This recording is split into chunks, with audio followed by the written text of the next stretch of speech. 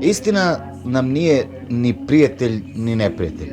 Ona je jedan hladni fakat, potpuno ravnodušan prema našim emocijama. Od nas zavisi šta će nam istina biti, to jest od odnosa koji preduzmemo prema njoj.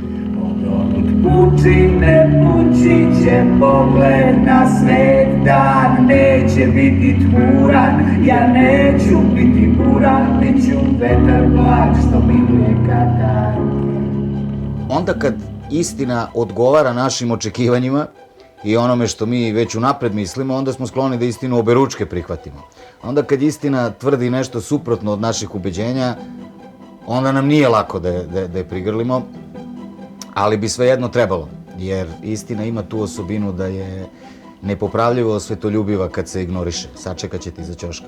Kad sam počinjao, pamtim od jednog od svojih mentora tu rečenicu da istina nije 2D, nego je trodimenzionalna, što znači da ti odatle ne vidiš isto kao ja koji sedim ovde, što ne znači da pričamo o različitoj stvari, naprotiv, pričamo o istoj.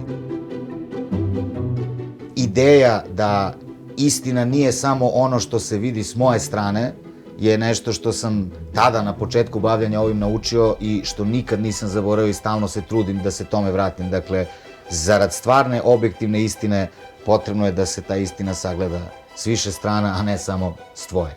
Ako istina nema nikakav predznak ispred sebe, ni plus, ni minus, ne radi za nas sama po sebi ni dobro ni loše, znači da se mi pitamo. Mi od nje možemo da napravimo prijatelja ili bar saradnika, a možemo da napravimo i ljutog neprijatelja ako biramo da se oglušimo u nju. Današnje društvo, a boga mi isto tako i pojedinci, sklonije je onome što nazivamo narativima nego istinama. Narativi služe upravo da nas uteše, ali nas tom utehom udaljavaju od istine s kojom treba da se suočimo da bi nam zapravo bilo bolje. I to je nezgoda sa njima. Dakle, to je onako jedan instant lek koji te u stvari ne leči, nego te anestezira. Mi živimo u društvima koja ne gaje sklonost ka istinama i ma kako istine bile nepodnošljive, morat će da se podnesu jednog dana da bismo isplivali iz situacije u kojoj smo. Pridružite nam se u otkrivanju istine. Prijavi se na Dnevno newsletter